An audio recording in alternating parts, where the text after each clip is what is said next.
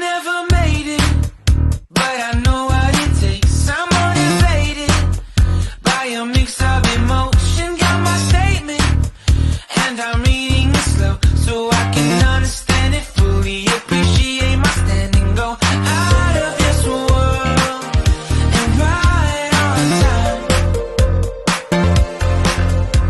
Oh, never in my life have I seen the sky light up like this. I'm far away from Earth and I wanna know if you exist. Mission control, do you read me? Send me my coordinates lately. Mission control, am I drifting? Tie me to someone who will love me, yeah. Wait, I think I'll last a bit longer. Find another reason to breathe this air. Welcome everyone. Welcome everyone. Welcome everyone to another Ref Brandon and the Todd Family YouTube video. Wherever you are, whatever you may be doing, thank you so much for making Ref Brandon and the Todd Family a part of your day. We always greatly appreciate it. Happy Friday to everybody out there. Hopefully everybody enjoyed the first round of the NFL draft. Last night we had a lot of surprises. Of course, last night was only round one. We still have to go all the way to round number 7. We'll have rounds 2 and 3 coming up tonight. As always, any thoughts on it, please feel free to let me know. I'm not going to talk about the entire first round, but I am going to talk about the first 25 picks from the first round of the draft last night. And of course, there was only 31 first round picks this year, as opposed to the normal 32, because the Miami Dolphins forfeited their first round draft pick due to the tampering that they got in trouble for with Tom Brady and Sean Payton a couple of years ago. So only 31 picks instead of 32. So I talk about the top 25. That's basically almost the entire first round. If you want to know the final 6 picks of the opening round of the NFL draft, is easy to find. You can get on Google and type up 2023 NFL draft, and there's about 475 different websites you can go to and read all about the first round of the draft. And the number 1 overall pick, I don't think surprises anybody, and that was the Carolina Panthers selecting Bryce Young. And then after that, it was pretty much a lot of surprises. I know I went through my predicted top 10 yesterday, and it got messed up immediately because I was doing the top 10 according to, at the time, who had the top 10 picks. But as soon as the draft started last night, there was trades being made. The Houston Texans made a trade, so instead of having the number 2 pick, they had the number 2 pick and the number 3 pick. They were originally supposed to have the number 12 pick, and they moved up to 3, so they had back-to-back picks. So I think it's clear that the Houston Texans, with their brand new head coach, DeMeco Ryans, are taking this very, very seriously. And everybody thought they were going to choose Will Anderson Jr. at number 2 because DeMeco Ryans is a defensive-minded coach. And, of course, we know that Anderson Jr. plays defense. But since they got the 2nd and 3rd picks, they chose C.J. Stroud at number 2. And then they chose Will Anderson Jr. at number 3. And, of course, that was the pick they traded with the Arizona Cardinals. I don't really know why they didn't just stick with Anderson Jr. at 2 and Stroud at 3, but it doesn't matter. They got both of them.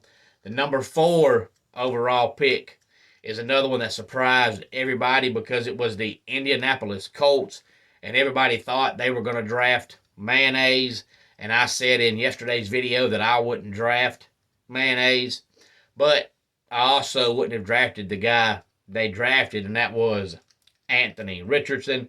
In my opinion, he can't throw, and you can try and look back all you want to about college quarterbacks, whatever conference they play in, if they finish in the bottom third of their conference in completion percentage and yards and all that, most of the time, if not all the time, when they go to the NFL, it doesn't get better. Because you can teach footwork and you can teach guys to watch film and you can teach guys to be smarter. You can teach guys to throw the ball harder, but you can't teach accuracy. And chances are, if you're in college and you can't throw accurately, when you get in the NFL, you can't throw accurately. You can look at guys like Tim Tebow and Mitch Trubisky for quick examples. Tim Tebow, when he was in college, had all the intangibles needed for a quarterback, except for he couldn't throw. And he got in the NFL and he couldn't throw. And in my opinion, Anthony Richardson, I don't care about his speed. I don't care about his arm strength. I don't care about his will to win. None of that matters. If you can't throw, you can't play quarterback. And in my opinion, Mayonnaise can't throw and Anthony Richardson can't throw. Number 5, the Seattle Seahawks. This is the one that surprised about everybody. Most people had him in the first round, but not in the top 5. He's the first player that's not from a big-time collegiate program, because we had Alabama, Ohio State, Alabama, and Florida in the top 4. But the Seahawks drafted Devin Witherspoon, and he says do not call him Devon. It's Devin. But Devin Witherspoon is a cornerback for the Fighting Illini of Illinois. He's actually a very good player. Just doesn't get talked about that much because he played for Illinois. The 6th pick was supposed to be the Lions, and they made a trade with the Cardinals. So the Cardinals, instead of getting the 3rd pick, they get the 6th pick, and they choose Paris Johnson Jr. And then we have the Raiders. They got Tyree Wilson from Texas Tech. The number 8 pick, the Atlanta Falcons, another pick that surprised everybody. They drafted Bijan Robinson. Of course, he is a running back. And 20 years ago, if you would have seen Bijan Robinson go in the top 10, no surprise. But nowadays, football is all about the pass. It's a passing game. So seeing a running back going not only in the first round, but in the top 10 is a surprise, especially when the Falcons already have Algier, who is also really, really young. So I'm not sure why they think they need 2 running backs that young when they're only going to get the ball about 10 times a game. Unless they're planning on trading Algier, which I don't think they are. Maybe they're planning on moving Bijan Robinson to slot receiver. If so, I get it. If not, I don't get it. He's great, but this day and time in the NFL, that being a passing game, I don't think you need 2 young running backs to only get the ball 8 or 9 times a game. Number 9, the Eagles drafted Jalen Carter. Of course, he now plays with Jordan Davis and Nakobe Dean. So the Eagles are becoming the Philadelphia Bulldogs or the Georgia Eagles, ever how you want to look at it. With the 10th pick, the Chicago Bears drafted Darnell Wright. We had the Tennessee Titans drafting Peter Skoronski. The Detroit Lions drafted Jahmyr Gibbs, and that's just like Bijan Robinson. Jahmyr Gibbs is good, but the Lions have 2 other running backs. So now you've got 3 young running backs. I'm guessing they're planning on trying to trade one of the ones they already have, but I don't see the reason to load up on running backs to not use. Just makes no sense to me. Number 13, the Green Bay Packers draft Lucas Van Ness. Number 14, the Pittsburgh Steelers draft Broderick Jones. With the 15th pick, the New York Jets drafted Will McDonald IV. With the 16th pick, the Washington Commanders drafted Emmanuel Forbes. With the 17th pick, the New England Patriots drafted Christian Gonzalez. The 18th pick, the Detroit Lions went with Jack Campbell. The 19th pick, the Tampa Bay Buccaneers went with Kalijah Cansey. The 20th pick, Seattle Seahawks, Jackson Smith in Jigba, and he's clearly the best receiver in the draft. The 21st pick, the Chargers go with Quentin Johnson. The 22nd pick, the Ravens go with Zay Flowers.